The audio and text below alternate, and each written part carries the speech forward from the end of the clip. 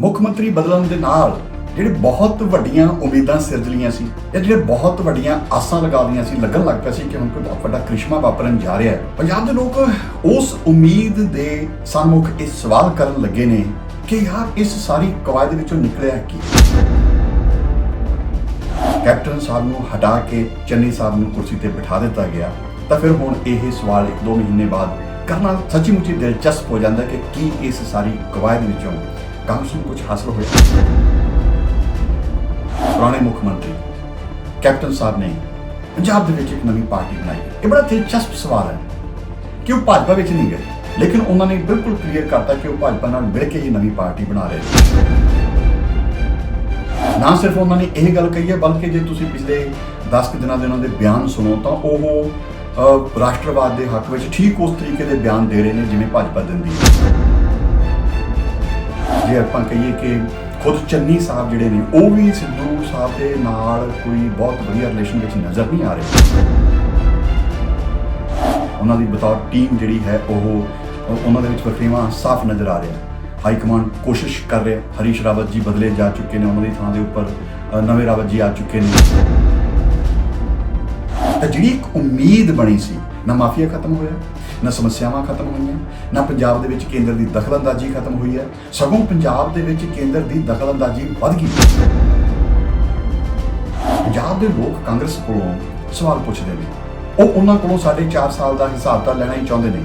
ਔਰ ਉਹ ਚਾਹੁੰਦੇ ਸਨ ਕਿ ਜੇ ਤੁਸੀਂ ਹੁਣ ਸੱਚੀ ਮੁੱਚੀ ਮੁੱਖ ਮੰਤਰੀ ਬਦਲ ਦਿੱਤਾ ਤਾਂ 4 ਮਹੀਨੇ ਜਿਹੜੇ ਹੈਗੇ ਕੁਛ ਤਾਂ ਅਜਿਹਾ ਕਰਕੇ ਦਿਖਾਓ ਜਿਸ ਦੇ ਨਾਲ ਅਸੀਂ ਕਹੀਏ ਕਿ ਸੱਚਮੁੱਚ ਕਾਂਗਰਸ ਕੁਝ ਕਰ ਰਹੀ ਹੈ।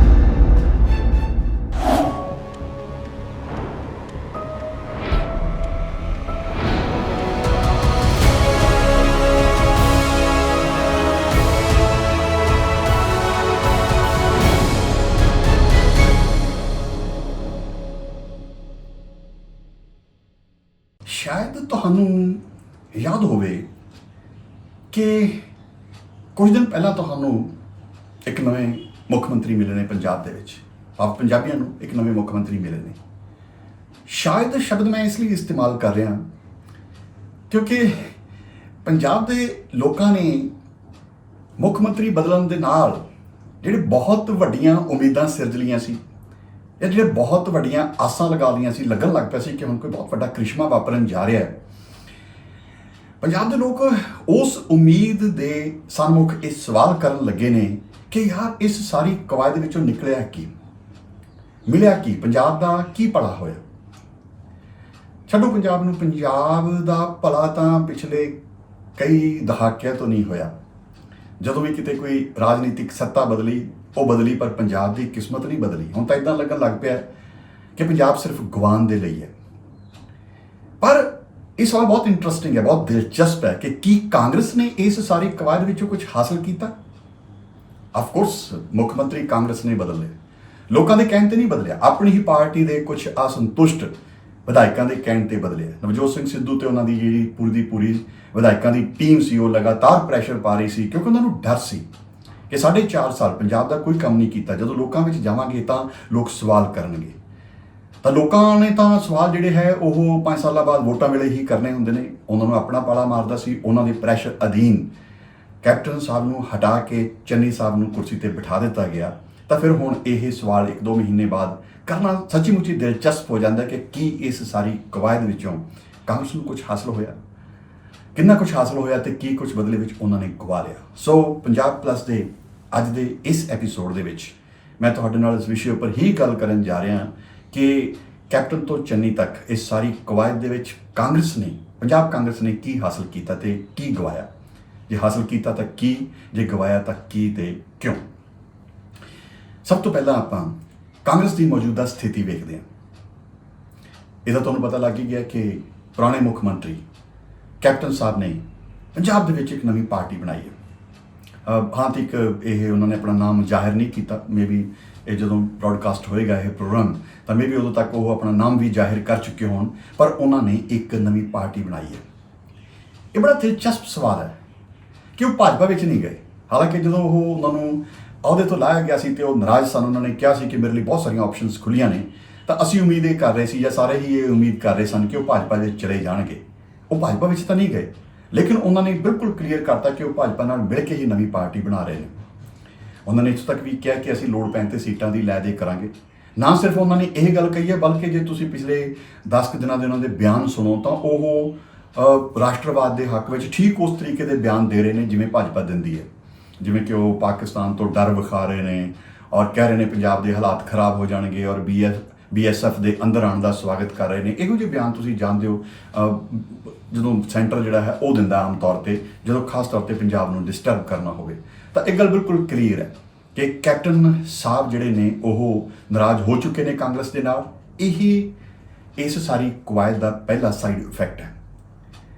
ਇੱਦਾਂ ਕਹੀਏ ਕਿ ਕੈਪਟਨ ਸਾਹਿਬ ਜਿਹੜੇ ਨੇ ਉਹ ਇੱਕ ਸੱਜਰੇ ਸ਼ਰੀਕ ਦੇ ਤੌਰ ਤੇ ਪੰਜਾਬ ਦੇ ਵਿੱਚ ਕਾਂਗਰਸ ਦੇ ਬਰਾਬਰ ਖੜੇ ਹੋ ਚੁੱਕੇ ਨੇ।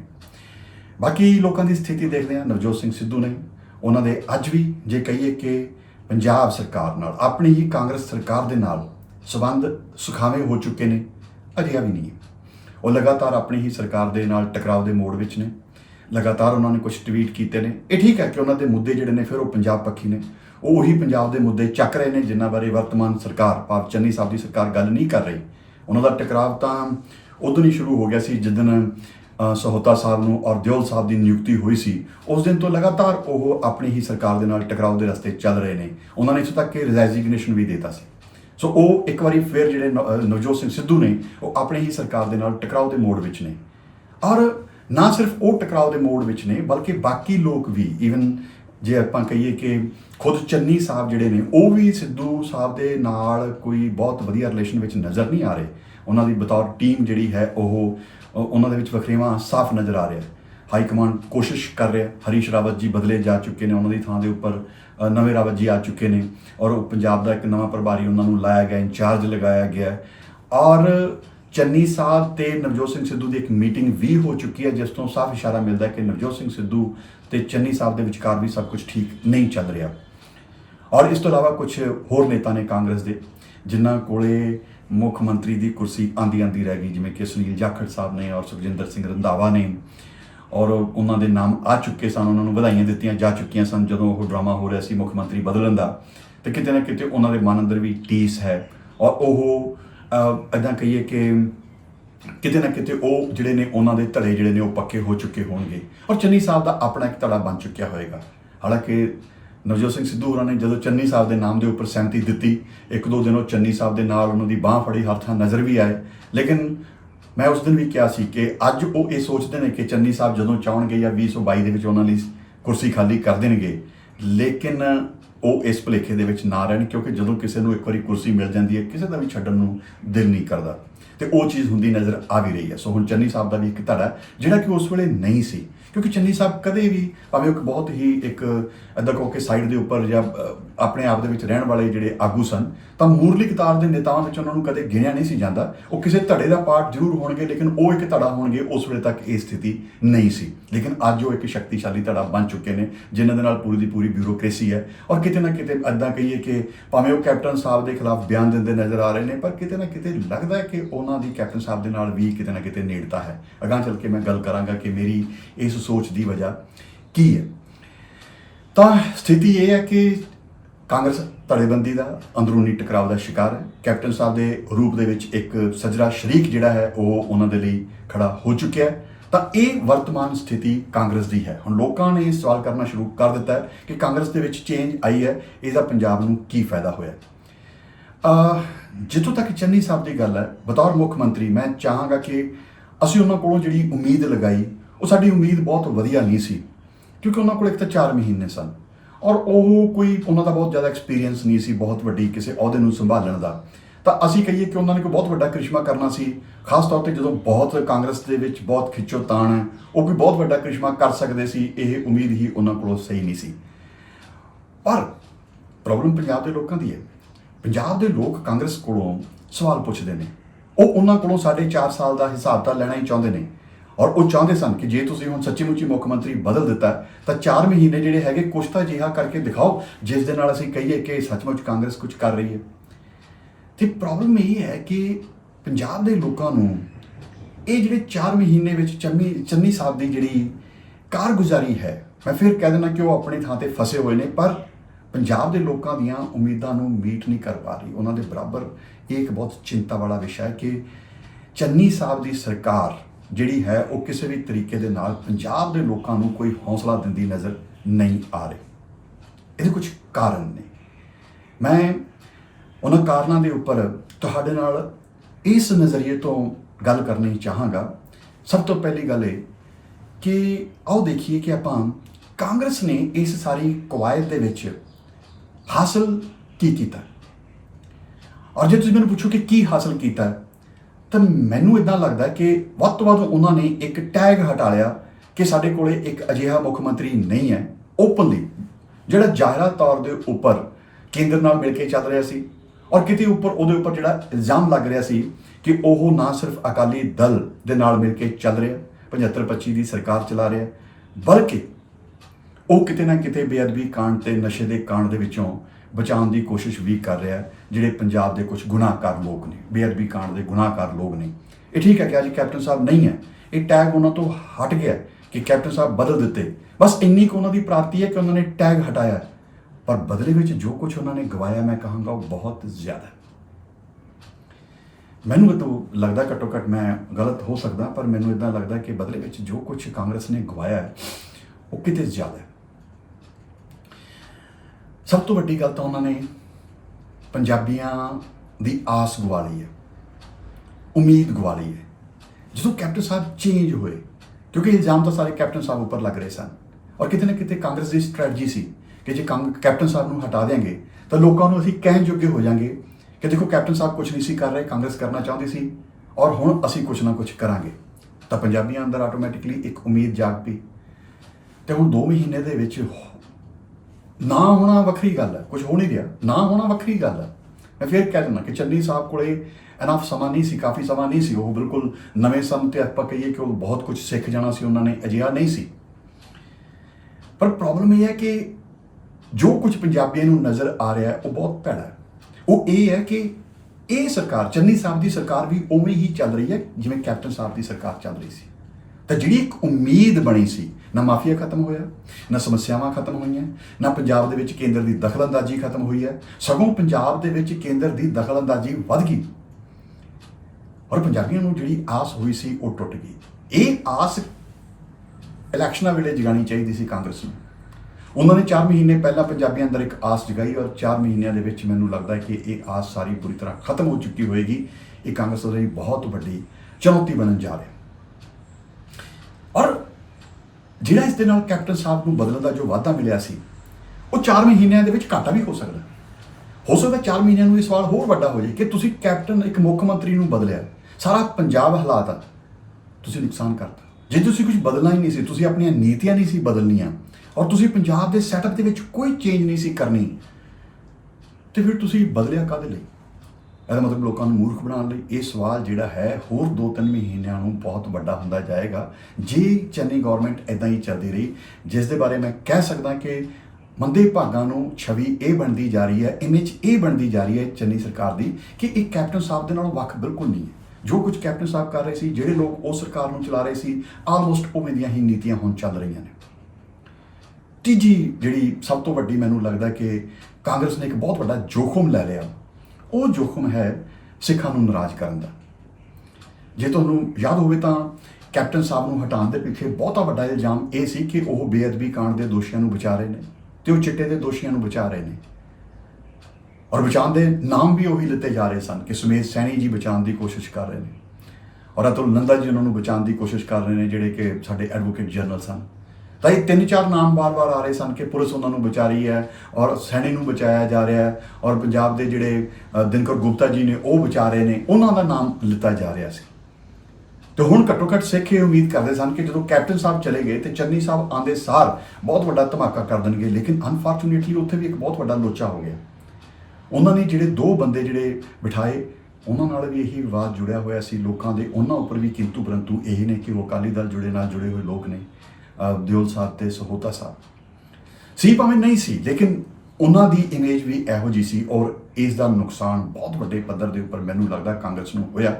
ਔਰ ਜੇ ਲੋਕ ਇਸ ਗੱਲ ਦੇ ਉੱਪਰ ਹਾਲੇ ਸਵਾਲ ਨਹੀਂ ਸੀ ਕਰ ਰਹੇ, ਤੁਸੀਂ ਇੱਕ ਚੀਜ਼ ਨੋਟ ਕਰੋ ਕਿ ਬੇਅਦਬੀ ਦੇ ਮੁੱਦੇ ਉੱਪਰ 84 ਦੇ ਮੁੱਦੇ ਉੱਪਰ ਸਿੱਖਾਂ ਨੇ, ਖਾਸ ਤੌਰ ਤੇ ਪੰਜਾਬ ਦੇ ਸਿੱਖਾਂ ਨੇ ਸਰਕਾਰਾਂ ਤੋਂ ਉਮੀਦ ਰੱਖਣੀ ਬੰਦ ਕਰਤੀ। ਉਹਨਾਂ ਨੂੰ ਲੱਗਦਾ ਹੀ ਨਹੀਂ ਕਿ ਕਦੇ ਸਾਨੂੰ ਇਨਸਾਫ ਮਿਲੇਗਾ, ਇਸ ਕਰਕੇ ਉਹ ਚੁੱਪ ਕਰ ਜਾਂਦੇ ਨੇ। ਔਰ ਕਾਂਗਰਸ ਦੇ ਸਿੱਖਾਂ ਨਾਲ ਰਿਲੇਸ਼ਨ ਕਦੇ ਵੀ ਨਾਰਮਲ ਨਹੀਂ ਰਹੇ। ਅਤੀਤ ਵਿੱਚ ਕਾਂਗਰਸ ਦੇ ਖਿਲਾਫ ਜਿੰਨਾ ਸ਼ਿਕਵੇ ਸਿੱਖਾਂ ਨੂੰ ਨੇ ਉਹ ਬਹੁਤ ਜ਼ਿਆਦਾ ਨੇ, ਇਸ ਕਰਕੇ ਸਿੱਖ ਹੁਣ ਕਾਂਗਰਸ ਤੋਂ ਬਹੁਤ ਜ਼ਿਆਦਾ ਉਮੀਦ ਨਹੀਂ ਕਰਦੇ, ਔਰ ਕੈਪਟਨ ਸਾਹਿਬ ਤੋਂ ਤਾਂ ਬਿਲਕੁਲ ਹੀ ਉਮੀਦ ਨਹੀਂ ਸੀ ਕਰਦੇ। ਪਰ ਚੰਨੀ ਸਾਹਿਬ ਜਦੋਂ ਆਏ ਤੇ ਕਿਤੇ ਨਾ ਕਿਤੇ ਸਿੱਖਾਂ ਨੂੰ ਲੱਗਿਆ ਕਿ ਸ਼ਾਇਦ ਹੁਣ ਬਦਲੀ ਹੋਈ ਹੈਗੀ, ਔਰ ਸ਼ਾਇਦ ਹਾਈ ਕਮਾਂਡ ਬਹੁਤ ਸੀਰੀਅਸ ਹੋਇਆ ਔਰ ਨਵਜੋਤ ਸਿੰਘ ਸਿੱਧੂ ਹੋਰਾਂ ਦਾ ਪ੍ਰੈਸ਼ਰ ਹੈ। ਲੇਕਿਨ ਚੰਨੀ ਸਾਹਿਬ ਨੇ ਜਿਹੜੀਆਂ ਦੋਵੇਂ ਨਿਯੁਕਤੀਆਂ ਕੀਤੀਆਂ ਇਹ ਆਨਸਾਰ ਵਿਵਾਦ ਦੇ ਵਿੱਚ ਘਿਰ ਗਈਆਂ। ਤੁਸੀਂ ਜਾਣਦੇ ਹੋ ਸਾਰਾ ਵਿਵਾਦ ਕਿਵੇਂ ਹੋਇਆ, ਔਰ ਇਹ ਵਿਵਾਦ ਨੂੰ ਲੋਕਾਂ ਨੇ ਪੈਦਾ ਨਹੀਂ ਕੀਤਾ। ਮੈਂ ਫਿਰ ਕਹਿਣਾ, ਪੰਜਾਬ ਦੇ ਸਿੱਖ ਜਿਹੜੇ ਨੇ ਬੇਅਦਬੀ ਦੇ ਮੁੱਦੇ ਦੇ ਉੱਪਰ ਮੰਨ ਚੁੱਕੇ ਨੇ ਕਿ ਕਦੇ ਵੀ ਸਰਕਾਰਾਂ ਨੇ ਉਹਨਾਂ ਨੂੰ ਇਨਸਾਫ ਨਹੀਂ ਦੇਣਾ। ਇਹ ਚੀਜ਼ ਉਹਨਾਂ ਅੰਦਰ ਨਿਰਾਸ਼ਾ, ਹਤਾਸ਼ਾ ਪੈਦਾ ਕਰ ਰਹੀ ਹੈ, ਔਰ ਉਹ ਲਗਾਤਾਰ ਖਿੱਚ ਰਹੇ ਨੇ। ਸਿੰਘੂ ਬਾਰਡਰ ਦੇ ਉੱਪਰ ਜਿਹੜੀ ਨਿਹੰਗ ਸਿੰਘ ਵਾਲੀ ਘਟਨਾ ਵਾਪਰੀ, ਤੁਸੀਂ ਦੇਖ ਸਕਦੇ ਹੋ ਉਸ ਘਟਨਾ ਨੂੰ ਕਾਫੀ ਸਾਰੇ ਸਿੱਖਾਂ ਨੇ ਸਪੋਰਟ ਕੀਤਾ ਕਿ ਠੀਕ ਹੈ, ਜੇ ਤੁਸੀਂ ਬੇਅਦਬੀਆਂ ਨਹੀਂ ਰੋਕਣੀਆਂ ਤਾਂ ਅਸੀਂ ਐਂ ਕਰਾਂਗੇ। ਇਹ ਠੀਕ ਹੈ ਕਿ ਉਹ ਮਤਲਬ ਕਿ ਉਹਨਾਂ ਇਹ ਗੁੱਸੇ ਦੇ ਵਿੱਚੋਂ ਜਾਂ ਇੱਦਾਂ ਕੋ ਖਿੱਚ ਦੇ ਵਿੱਚੋਂ ਉਹਨਾਂ ਦੇ ਪ੍ਰਤੀਕਰਮ ਆ ਰਹੇ ਨੇ, ਤਾਂ ਇਹ ਚੀਜ਼ ਕਦੇ ਵੀ ਕਾਂਗਰਸ ਸਮਝ ਨਹੀਂ ਪਾਈ। ਨਵਜੋਤ ਸਿੰਘ ਸਿੱਧੂ ਨੇ ਇੱਕ ਕੰਟਰੋਵਰਸੀ ਕ੍ਰੀਏਟ ਕੀਤੀ। ਸਿੱਖ ਇਸ ਮੁੱਦੇ ਨੂੰ ਛੱਡ ਚੁੱਕੇ ਨੇ, ਉਹ ਮੰਨ ਚੁੱਕੇ ਨੇ ਕਿ ਨਹੀਂ, ਇਲੈਕਸ਼ਨ ਆਉਣਗੇ ਤਾਂ ਮੇ ਵੀ ਅਸੀਂ ਸਰਕਾਰ ਬਦਲਣ ਦੀ ਕੋਸ਼ਿਸ਼ ਕਰੀਏ, ਅਸੀਂ ਦੇਖਾਂਗੇ ਕਿਹਨੂੰ ਸਪੋਰਟ ਕਰਨੀ ਹੈ ਕਿਹਨੂੰ ਨਹੀਂ। ਪਰ ਉਹਨਾਂ ਨੂੰ ਉਮੀਦ ਨਹੀਂ ਸੀ ਬਚੀ, ਔਰ ਇਹ ਸਵਾਲ ਜਿਹੜਾ ਸੀ ਖੁਦ ਨਵਜੋਤ ਸਿੰਘ ਸਿੱਧੂ ਹੋਰਾਂ ਨੇ ਚੱਕਿਆ। ਲੇਕਿਨ ਨਵਜੋਤ ਸਿੰਘ ਸਿੱਧੂ ਹੋਰਾਂ ਨੇ ਜਦੋਂ ਸਵਾਲ ਚੱਕਿਆ, ਅਸਤੀਫਾ ਵੀ ਉਹਦੇ ਉੱਪਰ ਦੇ ਦਿੱਤਾ, ਚੰਨੀ ਸਰਕਾਰ ਟਸ ਤੋਂ ਮਸ ਨਹੀਂ ਹੋਈ। ਇਸ ਦੇ ਨਾਲ ਮੈਨੂੰ ਲੱਗਦਾ ਹੈ ਕਿ ਸਿੱਖਾਂ ਦੇ ਅੰਦਰ ਇਹ ਮੈਸੇਜ ਗਿਆ ਕਿ ਚੰਨੀ ਸਰਕਾਰ ਵੀ ਜਿਹੜੀ ਹੈ ਉਹ ਉਹਨਾਂ ਦੀ ਸਕੀ ਨਹੀਂ ਹੈ। ਉਹਨਾਂ ਦਾ ਐਟੀਟਿਊਡ ਫਿਰ ਉਹੀ ਟ੍ਰੈਡੀਸ਼ਨਲ ਕਾਂਗਰਸ ਐਟੀਟਿਊਡ ਹੈ ਕਿ ਉਹ ਪੰਜਾਬ ਦੇ ਵਿੱਚ ਸਿੱਖਾਂ ਦੀ ਬਾਂਹ ਨਹੀਂ ਫੜਨਗੇ। ਮੈਨੂੰ ਲੱਗਦਾ ਕਿ ਇਹ ਸਭ ਤੋਂ ਵੱਡਾ ਜਿਹੜਾ ਘਾਟਾ ਹੈ ਕਾਂਗਰਸ ਨੇ ਇਸ ਤਬਦੀਲੀ ਦੇ ਵਿੱਚ ਖਾਧਾ। ਔਰ ਜੇ ਅਸੀਂ ਇਹ ਮੰਨ ਲਈਏ ਕਿ ਦਲਿਤ ਭਾਈਚਾਰੇ ਵਿੱਚੋਂ ਇੱਕ ਮੁੱਖ ਮੰਤਰੀ ਬਣਾ ਕੇ ਚੰਨੀ ਸਾਹਿਬ ਨੂੰ ਕੋਈ ਦਲਿਤ ਵੋਟਾਂ ਦੇ ਵਿੱਚ ਵਾਧਾ ਲੈ ਜਾਣਗੇ, ਮੈਨੂੰ ਇਹ ਵੀ ਨਹੀਂ ਲੱਗਦਾ, ਕਿਉਂਕਿ ਚੰਨੀ ਸਾਹਿਬ ਦੇ ਕੋਲੇ ਇੱਕ ਤਾਂ ਸਮਾਂ ਬਹੁਤ ਘੱਟ ਹੈ। ਇੱਕ ਜਿੰਨੀਆਂ ਕੁ ਨੀਤੀਆਂ ਦਲਿਤਾਂ ਦੇ ਹੱਕ ਵਿੱਚ ਹੋਣੀਆਂ ਚਾਹੀਦੀਆਂ ਸਨ ਕਾਫੀ ਪਹਿਲਾਂ ਹੀ ਹੋ ਚੁੱਕੀਆਂ ਨੇ, ਔਰ ਹੁਣ ਦਲਿਤਾਂ ਦੇ ਵਿੱਚ ਜਿਹੜੀ ਹੈ ਚੇਤਨਾ ਹੋਰ ਤਰੀਕੇ ਦੀ ਆ ਚੁੱਕੀ ਹੈ। ਮਾਝੇ ਮਾਲਵੇ ਦੇ ਦੁਆਬੇ ਦੇ ਦਲਿਤ ਵੱਖਰੇ ਵੱਖਰੇ ਤਰੀਕੇ ਦਾ ਬਿਹੇਵ ਕਰਦੇ ਪਏ ਨੇ। ਉਹਨਾਂ ਨੂੰ ਪਤਾ ਹੈ ਕਿ ਇਹ ਤਬਦੀਲੀ ਵਕਤੀ ਹੈ। ਪ੍ਰੋਬਲਮ ਤਾਂ ਉਦੋਂ ਆਏਗੀ 22 ਦੇ ਵਿੱਚ ਉਹ ਚੰਨੀ ਸਾਹਿਬ ਨੂੰ ਰੱਖਣਗੇ ਕਿ ਨਹੀਂ ਰੱਖਣਗੇ। ਔਰ ਜਿਹੜੇ ਹਾਲਾਤ ਨੇ, ਲੱਗਦਾ ਨਹੀਂ ਕਿ ਚੰਨੀ 22 ਦੇ ਵਿੱਚ ਚੰਨੀ ਸਾਹਿਬ ਜਿਹੜੇ ਨੇ ਉਹ ਮੁੱਖ ਮੰਤਰੀ ਦੇ ਦਾਅਵੇਦਾਰ ਹੋਣਗੇ। ਤੇ ਜੇ ਉਹ ਮੁੱਖ ਮੰਤਰੀ ਪਦ ਦੇ ਚਿਹਰਾ ਨਹੀਂ ਨੇ ਤਾਂ ਫਿਰ ਇਹ ਉਲਟਾ ਕਾਰਡ ਪਏਗਾ। ਫਿਰ ਦਲਿਤ ਜਿਹੜੇ ਨੇ ਹੋਰ ਨਾਰਾਜ਼ ਹੋਣਗੇ ਕਿ 4 ਮਹੀਨੇ ਦੇ ਲਈ ਸਾਡੇ ਭਾਈਚਾਰੇ ਦੇ ਕਿਸੇ ਬੰਦੇ ਨੂੰ ਇਸਤੇਮਾਲ ਕੀਤਾ, ਔਰ ਫਿਰ ਚੰਨੀ ਸਾਹਿਬ ਵੀ ਇੱਕ ਨਾਰਾਜ਼ ਧੜਾ ਹੋਣਗੇ। ਸਭ ਤੋਂ ਵੱਡੀ ਗੱਲ ਆਪਾਂ ਇਹ ਸਮਝ ਲਈਏ ਕਿ ਜੇ 2022 ਦੇ ਵਿੱਚ ਚੰਨੀ ਸਾਹਿਬ ਪੰਜਾਬ ਦੇ ਮੁੱਖ ਮੰਤਰੀ ਦਾ ਕਾਂਗਰਸੀ ਚਿਹਰਾ ਨਹੀਂ ਤਾਂ ਉਹ ਸ਼ਰਤੀਆ ਤੌਰ ਤੇ ਕਾਂਗਰਸ ਦਾ ਇੱਕ ਹੋਰ ਨਾਰਾਜ਼ ਧੜਾ ਨੇ। ਤਾਂ ਕੁੱਲ ਮਿਲਾ ਕੇ ਮੈਨੂੰ ਇੱਦਾਂ ਲੱਗਦਾ ਹੈ ਕਿ ਕਾਂਗਰਸ ਨੇ ਕੈਪਟਨ ਸਾਹਿਬ ਨੂੰ ਬਦਲ ਕੇ ਔਰ ਚੰਨੀ ਸਾਹਿਬ ਨੂੰ ਬਿਠਾ ਕੇ ਮੈਨੂੰ ਲੱਗਦਾ ਕਿ ਜੋਖਮ ਜ਼ਿਆਦਾ ਲਿੱਤਾ। ਉਹਨਾਂ ਦਾ ਮੈਨੂੰ ਲੱਗਦਾ ਕਿ ਨੁਕਸਾਨ ਹੋਣ ਦੀ ਸਥਿਤੀ ਵਿੱਚ ਜ਼ਿਆਦਾ ਪਹੁੰਚੇ ਨੇ, ਗਵਾਇਆ ਜ਼ਿਆਦਾ ਨਿਸਬਤਨ ਕਿ ਉਹਨਾਂ ਨੇ ਕੁਝ ਹਾਸਲ ਕੀਤਾ ਹੋਵੇ। ਪਰ ਕੀ ਇਹ ਪਰਿਵਰਤਨ ਜਿਹੜਾ ਹੈ ਇਹ ਸਹੀ ਨਹੀਂ ਸੀ? ਨਹੀਂ, ਅਜਿਹਾ ਨਹੀਂ। ਪਰਿਵਰਤਨ ਕਰਨਾ ਬਣਦਾ ਸੀ, ਕਿਉਂਕਿ ਇਹ ਗੱਲ ਬਿਲਕੁਲ ਤੈਅ ਹੈ ਕਿ ਪੰਜਾਬ ਦੇ ਲੋਕ ਕੀ ਖੁਦ ਪਾਰਟੀ ਦੇ ਲੋਕ, ਕਾਂਗਰਸ ਦੇ ਲੋਕ ਇਹ ਮੰਨਣ ਲੱਗ ਪਏ ਸਨ ਕਿ ਕਾਂਗਰਸ ਜਿਹੜੇ ਕੈਪਟਨ ਸਾਹਿਬ ਨੇ ਉਹ ਭਾਜਪਾ ਨਾਲ ਮਿਲੇ ਹੋਏ ਨੇ। ਔਰ ਤੁਸੀਂ ਦੇਖ ਸਕਦੇ ਹੋ ਅਲੱਗ ਹੋਣ ਤੋਂ ਬਾਅਦ ਉਹ ਲਗਾਤਾਰ ਭਾਜਪਾਈ ਸੁਰ ਬੋਲ ਰਹੇ ਨੇ, ਭਾਜਪਾ ਦੇ ਨਾਲ ਮਿਲ ਕੇ ਚੱਲਣ ਦੀਆਂ ਗੱਲਾਂ ਕਰ ਰਹੇ ਨੇ, ਵਾਰ-ਵਾਰ ਕਹਿ ਰਹੇ ਨੇ ਕਿ ਮੈਂ ਅਮਿਤ ਸ਼ਾਹ ਜੀ ਨੂੰ, ਮੋਦੀ ਜੀ ਨੂੰ ਮਿਲ ਕੇ ਆ ਕਰਾਂਗਾ, ਉਹ ਕਰਾਂਗਾ। ਤਾਂ ਜ਼ਾਹਿਰ ਹੈ ਕਿ ਉਹ ਪਹਿਲਾਂ ਤੋਂ ਹੀ ਭਾਜਪਾ ਦੇ ਇਨ ਟੱਚ ਸਨ, ਤਾਂ ਉਹਨਾਂ ਨੂੰ ਬਦਲਿਆ ਜਾਣਾ ਬਿਲਕੁਲ ਜਾਇਜ਼ ਸੀ। ਪਰ ਬਦਲਣ ਦੀ ਜਿਹੜੀ ਨੀਤੀ ਸੀ ਉਹ ਇੱਕ ਦੁਬਿਧਾਪੂਰਨ ਨੀਤੀ ਸੀ ਕਾਂਗਰਸ ਦੀ। ਮੈਨੂੰ ਇੱਦਾਂ ਲੱਗਦਾ ਕਿ ਕਾਂਗਰਸ ਜਿਹੜੀ ਹੈ ਉਹ ਕੈਪਟਨ ਸਾਹਿਬ ਨੂੰ ਬਦਲ ਤਾਂ ਲਿਆ ਉਹਨਾਂ ਨੇ, ਲੇਕਿਨ ਮਜਬੂਰੀ ਵਿੱਚ ਬਦਲਿਆ। ਉਹ ਮਾਨਸਿਕ ਰੂਪ ਵਿੱਚ ਇੰਨੇ ਦ੍ਰਿੜ ਨਹੀਂ ਸੀ। ਉਹਨਾਂ ਨੇ ਇਹ ਫੈਸਲਾ ਸਖਤੀ ਵਿੱਚ ਨਹੀਂ ਲਿਆ। ਗੁਜਰਾਤ ਦੇ ਵਿੱਚ ਵੀ ਸੱਤਾ ਪਰਿਵਰਤਨ ਹੋਇਆ ਔਰ ਤੁਸੀਂ ਦੇਖ ਸਕਦੇ ਹੋ ਮੋਦੀ ਸਾਹਿਬ ਨੇ ਰਾਤੋਂ ਰਾਤ ਪੂਰੀ ਦੀ ਪੂਰੀ ਕੈਬਨਿਟ ਬਦਲ ਕੇ ਉਹ ਪਰੇ ਮਾਰੀ, ਲੇਕਿਨ ਉਹਦੇ ਕਿਸੇ ਨੇ ਸਵਾਲ ਨਹੀਂ ਕੀਤਾ ਕਿਉਂਕਿ ਉਹ ਦ੍ਰਿੜ ਸਨ। ਉਹਨਾਂ ਦਾ ਫੈਸਲਾ ਬਿਲਕੁਲ ਸਖਤ ਸੀ। ਲੇਕਿਨ ਕਾਂਗਰਸ ਜਿਹੜੀ ਸੀ ਉਹ ਐਡਾ ਸਖਤ ਫੈਸਲਾ ਲੈਣ ਦੀ ਪੋਜੀਸ਼ਨ ਵਿੱਚ ਨਹੀਂ ਸੀ। ਉਹਦਾ ਕਾਰਨ ਹੈ ਪੰਜਾਬ ਦੇ ਵਿੱਚ ਵੱਡੇ ਪੱਧਰ ਦੇ ਉੱਪਰ ਧੜਾਬੰਦੀ ਸੀ, ਕੈਪਟਨ ਸਾਹਿਬ ਦੀ ਧਮਕੀ ਸੀ ਔਰ ਸਾਰੇ ਲੋਕ ਖਿੰਡੇ ਪੁੰਡੇ ਸਨ, ਜਿਸ ਕਰਕੇ ਕਿਤੇ ਨਾ ਕਿਤੇ ਜਿਹੜੀ ਹਾਈ ਕਮਾਂਡ ਸੀ ਉਹ ਦੁਵਿਧਾ ਦੇ ਵਿੱਚ ਸੀ। ਤਾਂ ਉਹਨਾਂ ਨੇ ਇਹ ਫੈਸਲਾ ਬਹੁਤ ਅਣਮਨੇ ਲਿੱਤਾ। ਔਰ ਤੁਸੀਂ ਜਾਣਦੇ ਹੋ ਜ਼ਿੰਦਗੀ ਵਿੱਚ ਜਿਹੜੇ ਕੰਮ ਅਣਮਨੇ ਕੀਤੇ ਜਾਂਦੇ ਨੇ ਉਹਨਾਂ ਦੇ ਰਿਜ਼ਲਟ ਬਹੁਤ ਵਧੀਆ ਨਹੀਂ ਹੁੰਦੇ, ਔਰ ਇਹ ਬਿਲਕੁਲ ਉਹੀ ਰਿਜ਼ਲਟ ਹੈ। ਲੋਕੀ ਮਹਿਸੂਸ ਕਰਨ ਲੱਗ ਪਏ ਨੇ ਕਿ ਸਿਰਫ ਪੋਸਟਰ ਬਦਲਿਆ। ਸਿਰਫ ਪੋਸਟਰ ਬਦਲੇ ਨਾਲ ਕੁਝ ਨਹੀਂ ਹੋਣਾ। ਪੰਜਾਬ ਦੇ ਵਿੱਚੋਂ ਕੈਪਟਨ ਸਾਹਿਬ ਦੇ ਪੋਸਟਰ ਲੱਥ ਗਏ ਤੇ ਉਹਨਾਂ ਦੀ ਥਾਂ ਦੇ ਉੱਪਰ ਚੰਨੀ ਸਾਹਿਬ ਦੇ ਪੋਸਟਰ ਲੱਗ ਗਏ, ਪਰ ਇਹ ਤਬਦੀਲੀ ਜਿਹੜੀ ਹੈ ਪੰਜਾਬ ਦੇ ਲੋਕਾਂ ਨੂੰ ਕੋਈ ਧਰਵਾਸ ਨਹੀਂ ਦਿੰਦੀ। ਪੰਜਾਬ ਦੀਆਂ ਸਮੱਸਿਆਵਾਂ ਬਹੁਤ ਵੱਡੀਆਂ ਨੇ। ਰਦਰ ਚੰਨੀ ਸਾਹਿਬ ਦੀਆਂ ਕੁਝ ਨੀਤੀਆਂ ਬਹੁਤ ਸ਼ੱਕੀ ਨੇ। ਉਹ ਲਗਾਤਾਰ ਸਭ ਕੁਝ ਫ੍ਰੀ ਕਰ ਰਹੇ ਨੇ, ਇਹ ਫ੍ਰੀ ਉਹ ਫ੍ਰੀ, ਅਸੀਂ ਆਪ ਸਹੂਲਤ ਦਿਆਂਗੇ ਉਹ ਸਹੂਲਤ ਦਿਆਂਗੇ। ਪੰਜਾਬ ਆਲਰੇਡੀ 2.5 ਲੱਖ ਕਰੋੜ ਦੇ ਘਾਟੇ ਦੇ ਵਿੱਚ, ਉਹ ਇਹੋ ਜਿਹੀਆਂ ਨੀਤੀਆਂ ਸਹਿਣ ਨਹੀਂ ਕਰ ਸਕਦਾ। ਔਰ ਚੰਨੀ ਸਾਹਿਬ ਦੀਆਂ ਇਹ ਨੀਤੀਆਂ ਜਿਹੜੀਆਂ ਨੇ, ਭਾਵੇਂ ਉਹ ਹਾਈ ਕਮਾਂਡ ਦੀਆਂ ਨੀਤੀਆਂ ਹੋਣ, ਭਾਵੇਂ ਉਹਨਾਂ ਦੀ ਪੂਰੀ ਥਿੰਕ ਟੈਂਕ ਦੀਆਂ ਨੀਤੀਆਂ ਹੋਣ, ਕਿਤੇ ਨਾ ਕਿਤੇ ਇਹ ਅਹਿਸਾਸ ਕਰਾਉਣ ਲੱਗ ਪਈਆਂ ਪੰਜਾਬ ਦੇ ਲੋਕਾਂ ਨੂੰ ਕਿ ਕਾਂਗਰਸ ਜਿਹੜੀ ਹੈ ਉਹਦੀ ਪੰਜਾਬ ਦੇ ਸੰਬੰਧ ਵਿੱਚ ਕੋਈ ਖਾਸ ਨੀਤੀ ਨਹੀਂ ਹੈ, ਉਹਨਾਂ ਕੋਲੇ ਕੋਈ ਰੋਡ ਮੈਪ ਨਹੀਂ ਹੈ ਪੰਜਾਬ ਦੀ ਭਲਾਈ ਦਾ। ਤਾਂ ਇਹ ਜਿਹੜੀ ਦੁਚਿੱਤੀ ਹੈ ਜਾਂ ਇੱਦਾਂ ਕਹੋ ਕਿ ਅਨਪਲੈਨਡ ਸਿਸਟਮ ਹੈ, ਇਹ ਕਾਂਗਰਸ ਦੀ ਇਸ ਤਬਦੀਲੀ ਦੇ ਫਲਾਪ ਹੋਣ ਦਾ ਦੂਜਾ ਬਹੁਤ ਵੱਡਾ ਕਾਰਨ ਨਜ਼ਰ ਆ ਰਿਹਾ ਮੈਨੂੰ। ਲੇਕਿਨ ਜਿਹੜੀ ਸਭ ਤੋਂ ਚਿੰਤਾ ਵਾਲੀ ਗੱਲ ਮੈਨੂੰ ਲੱਗਦੀ ਪਈ ਹੈ ਉਹ ਇਹ ਹੈ ਕਿ ਇਹ ਸਾਰੇ ਦਾ ਸਾਰਾ ਜਿਹੜਾ ਫੈਸਲਾ ਲਿੱਤਾ ਗਿਆ ਉਹਦੇ ਉੱਪਰ ਕਾਂਗਰਸ ਦੀ ਧੜੇਬੰਦੀ ਦਾ ਪ੍ਰਭਾਵ ਨਜ਼ਰ ਆ ਰਿਹਾ ਬਹੁਤ ਵੱਡਾ। ਉਸ ਵੇਲੇ ਧੜੇ ਨਜ਼ਰ ਆਏ, ਸਾਫ਼ ਨਜ਼ਰ ਆਏ। ਸੁਨੀਲ ਜਾਖੜ ਸਾਹਿਬ ਦਾ ਇੱਕ ਧੜਾ ਨਜ਼ਰ ਆਇਆ, ਕੁਝ ਲੋਕ ਉਹਨਾਂ ਨੂੰ ਪਸੰਦ ਕਰਦੇ ਸਨ। ਸੁਖਜਿੰਦਰ ਸਿੰਘ ਰੰਧਾਵਾ ਸਾਹਿਬ ਦਾ ਇੱਕ ਧੜਾ ਨਜ਼ਰ ਆਇਆ, ਕੁਝ ਲੋਕ ਉਹਨਾਂ ਨਾਲ ਜੁੜੇ ਸਨ। ਔਰ ਸਿੱਧੂ ਸਾਹਿਬ ਭਾਵੇਂ ਬਹੁਤ ਵੱਡੀ ਪ੍ਰਭਾਵੀ ਇੱਕ ਸ਼ਖਸੀਅਤ ਸਨ, ਉਹ ਫੈਸਲਾ ਕਰਵਾ ਰਹੇ ਸਨ, ਕਾਂਗਰਸ ਦਾ ਹਾਈ ਕਮਾਂਡ ਉਹਨਾਂ ਅੱਗੇ ਝੁਕਿਆ ਹੋਇਆ ਸੀ। ਲੇਕਿਨ ਆਪਾਂ ਜਾਣਦੇ ਹਾਂ ਕਿ ਜੇ 100% ਹਾਈ ਕਮਾਂਡ ਉਹਨਾਂ ਅੱਗੇ ਝੁਕਿਆ ਹੁੰਦਾ ਤਾਂ ਨਵਜੋਤ ਸਿੰਘ ਸਿੱਧੂ ਇਸ ਵੇਲੇ ਪੰਜਾਬ ਦੇ ਮੁੱਖ ਮੰਤਰੀ ਹੁੰਦੇ। ਤਾਂ ਆਪਾਂ ਸਮਝ ਸਕਦੇ ਹਾਂ ਕਿ ਸਿੱਧੂ ਸਾਹਿਬ ਦਾ ਅੰਦਰ ਬਹੁਤ ਵੱਡੇ ਪੱਧਰ ਦੇ ਉੱਪਰ ਵਿਰੋਧ ਸੀ। ਔਰ ਆਪਾਂ ਦੇਖ ਸਕਦੇ ਹਾਂ ਰਵਨੀਤ ਬਿੱਟੂ ਹੋਰੇ ਖੁੱਲ੍ਹ ਕੇ ਬੋਲੇ ਉਹਨਾਂ ਦੇ ਖਿਲਾਫ, ਉਹਨਾਂ ਨੇ ਬਿਆਨ ਦਿੱਤੇ, ਉਹਨਾਂ ਨੇ ਓਪਨਲੀ, ਕਾਫੀ ਸਾਰੇ ਲੋਕ ਸਨ ਜਿਹੜੇ ਕਿ ਉਸ ਵੇਲੇ ਸਿੱਧੂ ਸਾਹਿਬ ਨਾਲ ਨਹੀਂ ਚੱਲੇ। ਪਰ ਕਾਂਗਰਸ ਦਾ ਜਿਹੜਾ ਇਹ ਫੈਸਲਾ ਲਿੱਤਾ ਹੈ, ਕਾਂਗਰਸ ਦੀ ਪ੍ਰੋਬਲਮ ਇਹ ਹੈ ਕਿ ਕਾਂਗਰਸ ਅੱਜ ਵੀ ਧੜੇਬੰਦੀ ਵਿੱਚ ਫਸੀ ਹੋਈ ਹੈ। ਹੁਣ ਤਾਂ ਸਗੋਂ ਧੜੇਬੰਦੀ ਅਜੀਬ ਕਿਸਮ ਦੀ ਹੋ ਗਈ ਹੈ। ਕੁਝ ਲੋਕ ਇਕੱਲੇ ਇਕੱਲੇ ਖੇਡਦੇ ਨਜ਼ਰ ਆਉਂਦੇ ਨੇ। ਇੱਕ ਟੀਮ ਹੁੰਦੀ ਨਾ, ਟੀਮ ਜਿਹਦੇ ਕੋਲੇ ਵੀ ਬਾਲ ਆ ਜਾਂਦੀ ਹੈ ਦੂਜੇ ਨੂੰ ਪਾਸ ਨਹੀਂ ਦਿੰਦਾ। ਲੇਕਿਨ ਇੱਕ ਚੰਗੀ ਟੀਮ ਦਾ ਤਾਂ ਇਹ ਹੁੰਦਾ ਕਿ ਜਿਹਦੇ ਕੋਲੇ ਬਾਲ ਆਈਏ ਨਾਲ ਦੀ ਨਾਲ ਦੂਜੇ ਨੂੰ ਪਾਸ ਦੇਵੇ। ਤੁਸੀਂ ਦੇਖ ਸਕਦੇ ਹੋ ਰਾਜਾ ਵੜਿੰਗ ਸਾਹਿਬ, ਉਹ ਇਕੱਲੇ ਖੇਡ ਰਹੇ ਨੇ, ਭਾਵੇਂ ਚੰਗਾ ਕੰਮ ਕਰ ਰਹੇ ਨੇ, ਪਰ ਉਹ ਟਰਾਂਸਪੋਰਟ ਮੰਤਰੀ ਦੇ ਤੌਰ ਦੇ ਉੱਪਰ ਇਕੱਲੇ ਕੰਮ ਕਰ ਰਹੇ ਨੇ। ਇਹਦੇ ਪਿੱਛੇ ਸਰਕਾਰ ਹੈ ਕਿ ਨਹੀਂ ਹੈ ਕੋਈ ਨਹੀਂ ਪਤਾ। ਸੁਖਜਿੰਦਰ ਸਿੰਘ ਰੰਧਾਵਾ ਹੋਰੀ ਉਹ ਇਕੱਲੇ ਫੈਸਲੇ ਲੈਣ ਦੀ ਕੋਸ਼ਿਸ਼ ਕਰ ਰਹੇ ਨੇ। ਤਾਂ ਇੱਦਾਂ ਕਹੋ ਕਿ ਹਰ ਇੱਕ ਖਿਡਾਰੀ, ਚੰਨੀ ਸਾਹਿਬ ਆਪਣੀ ਥਾਂ ਦੇ ਉੱਪਰ ਕੋਸ਼ਿਸ਼ ਕਰ ਰਹੇ ਨੇ, ਨਵਜੋਤ ਸਿੰਘ ਸਿੱਧੂ ਆਪਣੀ ਥਾਂ ਤੇ ਕੋਸ਼ਿਸ਼ ਕਰ ਰਹੇ ਨੇ, ਜਾਖੜ ਸਾਹਿਬ ਵੱਖਰੇ ਤਰੀਕੇ ਦਾ ਟਵੀਟ ਕਰਦੇ ਨੇ। ਤਾਂ ਬਹੁਤ ਸਾਰੇ ਜਿਹੜੇ ਮੰਤਰੀ ਨੇ ਉਹ ਇਕੱਲੇ ਇਕੱਲੇ ਖੇਡਦੇ ਨਜ਼ਰ ਆ ਰਹੇ ਨੇ। ਇਹ ਵੀ ਕਾਰਨ ਹੈ ਕਿ ਜਿਹੜੀ ਇਹ ਮੁੱਖ ਮੰਤਰੀ ਬਦਲਣ ਦੀ ਕਵਾਇਦ ਹੋਈ ਹੈ, ਮੈਂ ਇਸ ਨੂੰ ਬਹੁਤ, ਜੇ ਤੁਸੀਂ ਕਹੋ ਕਿ ਬਹੁਤ ਵੱਡੀ ਕਵਾਇਦ ਹੈ ਜਿਸ ਦੇ ਵਿੱਚੋਂ ਕੁਝ ਬਹੁਤ ਫਾਇਦਾ ਹੋਣ ਵਾਲਾ ਹੈ, ਮੈਨੂੰ ਅਜਿਹਾ ਨਹੀਂ ਲੱਗਦਾ। ਮੈਨੂੰ ਲੱਗਦਾ ਕਿਤੇ ਨਾ ਕਿਤੇ ਇਸ ਸਾਰੇ ਪ੍ਰੋਸੈਸ ਨੇ ਕਾਂਗਰਸ ਦੇ ਅੰਦਰ ਧੜੇਬੰਦੀ ਵਧਾ ਦਿੱਤੀ ਹੈ। ਔਰ ਜੇ ਇਹ ਸਥਿਤੀ ਰਹੀ ਤਾਂ ਫਿਰ ਆਪਾਂ ਸਮਝ ਕੇ ਚੱਲੀਏ ਕਿ 2022 ਦੇ ਵਿੱਚ ਕਾਂਗਰਸ ਦਾ ਵੱਡਾ ਨੁਕਸਾਨ ਹੋਣ ਵਾਲਾ। ਪ੍ਰੋਬਲਮ ਇਹ ਹੈ ਕਿ ਚੋਣਾਂ ਦੇ ਵਿੱਚ ਬਹੁਤ ਘੱਟ ਸਮਾਂ ਰਹਿ ਗਿਆ।